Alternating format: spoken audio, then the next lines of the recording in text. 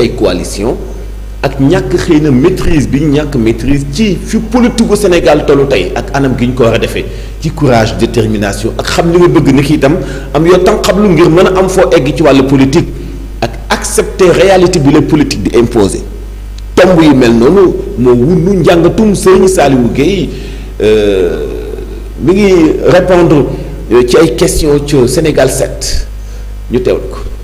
te xam nga Barth c'est un nain politique. Barth c'est un nain politique c'est-à-dire politiquement Barth il n'est pas bien assis amul culture politique boobu Barth politique am yëpp dafa ne wax bu bëri la ou bien rëy la mañ alors que politique du loolu politique c'est une science. surtout politique bu bees bi su jëloon du recul depuis local yi local laa de. bu jëloon recul depuis local yi xool l'influence que Sonko a eu pour la conquête de l'ensemble des mairies de la région de Dakar. même su fekkee ne une bonne partie waa taxaw yi ñoom lañ ko jox mais ñoom xamoon nañ ne waa taxaw yi ñoom xamoon nañ ne maire yooyu suñ ko amee c'était grâce à Sonko. ñu ñëw ci élection présidentielle Diomaye ak Sonko ils sont partis en campagne bi ñu ñëw encore ñu gañewaat la région de Dakar. dañ ko gañewaat.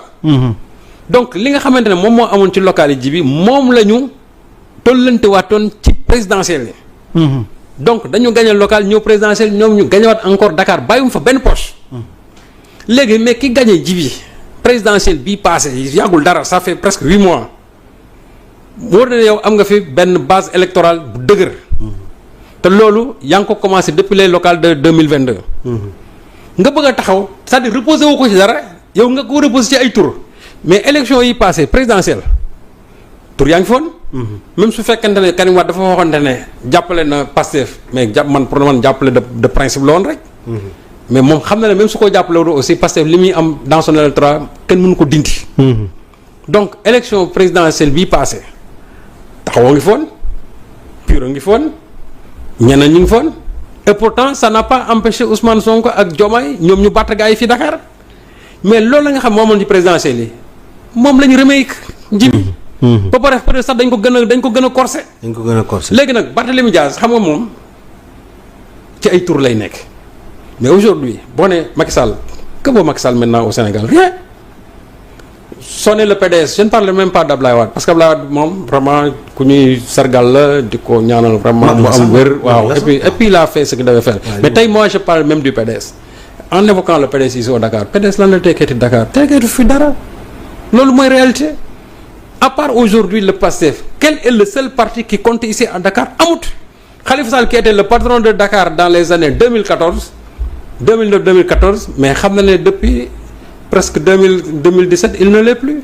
d'échéance bi faut le commencer il ne l'est plus. parce que en 2017 n'oublions pas que Khalifa Sall même su fekkee ne dañ ne il y a eu même des entourloupes mais Khalifa Sall a perdu Dakar au profit de Benno Bokk Yaakaar en 2017. indi woon na fi coow lu bari mais finalement dañ ne ñoom amoon ba ñoo ko gagné mais quand le Pastef est entré en jeu boobu la boule bi tourné. donc finalement en 2022. le Pastef a conquis Dakar jël ko ci loxo ñoom Macky Sall foqati ko jël ko jox ko Barthélémy Dias yeneen maire yi fi nekkoon yëpp le Pastef moo c'est-à-dire le Pastef moo ko gagné mais même su fekkee ne ay maire Khalifa Sall ñoo fi nekkoon à l'époque en tout cas ou bien ay maire taxaw mais xam nañ ne 2022 les choses étaient autres que finalement Dakar a changé de patron même su fekkee ne c'était au nom de Yewwi. kon Sonko moom Dakar.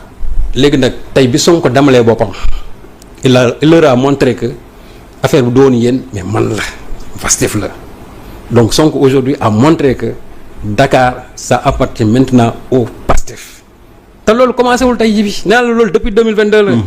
Barthélémy Dias soo amoon maintenant une lecture wala moom franchise politique il allait le dire mais comme nga xamoon ne moom il est animé d'une mauvaise foi politique moo tax bu toogee naan nan nga mën a gagner nangam et cetera xam nga aussi de tout temps moom kii am yooyu muy wax. la réalité du terrain moo koy démentir. ba ñuy dem élection présidentielle fii la toog a naan kan moo fi mën am plus de 300 000 voix et cetera wax bay bëgg a dee gis nañ comment ça a fini et finalement je me dis que Barthélémy amul culture politique. parce que culture politique da ngay basé toujours sur des événements def benn analyse scientifique sur même des résultats yoo xam ne exeegul et ce qui me fait mal c'est que aujourd'hui il a embarqué dans ce en tout cas ci dynamique am boobu moo neveu Pape Djibril. Parce que quand j'entends maintenant Pape Djibril parler je me suis dit que voilà un Dias bis alors que oui c'est un Diaz bis maintenant Pape Djibi. Pape Djibril Fall. oui Diaz. Pape Djibi dafa jël jikko Barthélemy léegi alors que il avait sa propre identité moi je crois que politique da ngay am sa identité bopp. kon mooy jaazu caa non waaw il est c'est le Diaz bis. parce que li Barthélemy di wax yëpp ak li muy def yëpp moom lay def maintenant.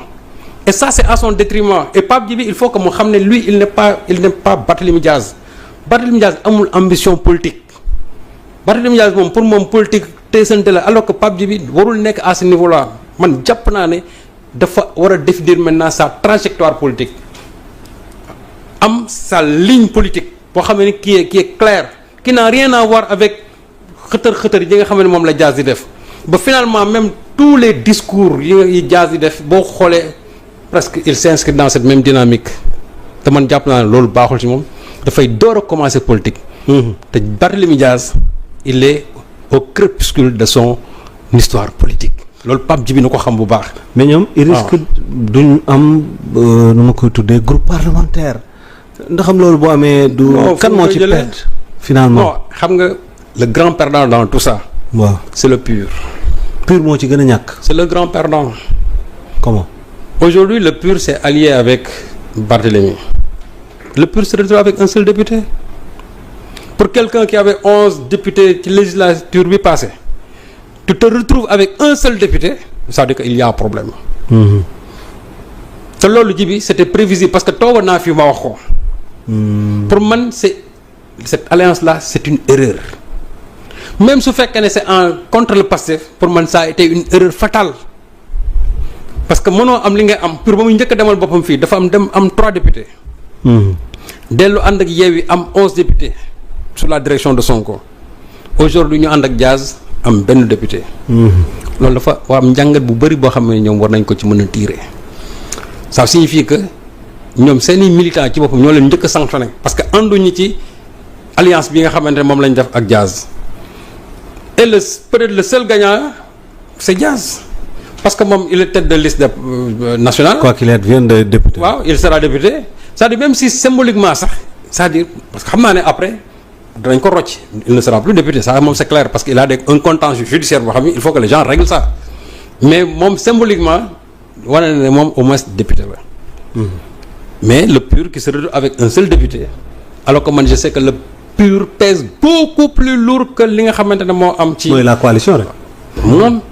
parce que en fait coalition boobu. tar congénital moo gën a diis coalition. mais moom foofu laa la wax. PUR rek bu demoon laa de ah regarde Maguette Sène qui est parti il s'est retrouvé avec 2 députés. Abdou Karim waaw Abdou Karim AKS. il s'est retrouvé avec un député. man je sais que ne PUR su demaloon boppam dana am lu mu dee 3 ou 4 députés yam amoon. bu nekk njàngat bu am solo bu ñu àndoon ak Serigne Saliou Guèye ak Djibril foofee ca Sénégal 7 yéen a ànd ak seen émission Antenne 14 ñu dellu soit ba léegi ci déclaration bi nga xamante ni provisoire la ñu def ko résultat yi bàyyeekoo ci élection législative yi mu des ci conseil constitutionnel ngir mu def proclamation définitive ci résultat yi nga xam ni mooy élection yooyu la mais en attendant gum li bàyyeekoo ci résultat provisoire yi daanaka mooy lu ñu xayma woon ci média yi. te loolu dafay méngoo ak taux de participation bi dëggal ak firndeel comme ni ko Moustapha Diop doon jàngate sànq que Pastef moo ëpp doole parti yi muy joŋanteel ci li nga xamante ni bii mooy élection yi ci guddi yi ñu tollu tembe mais ak yeneen i jàngataat itam yoo xam ni Moustapha Mbaye ci 2A TV jàngat na ko mu tukkee ci élection législative yi.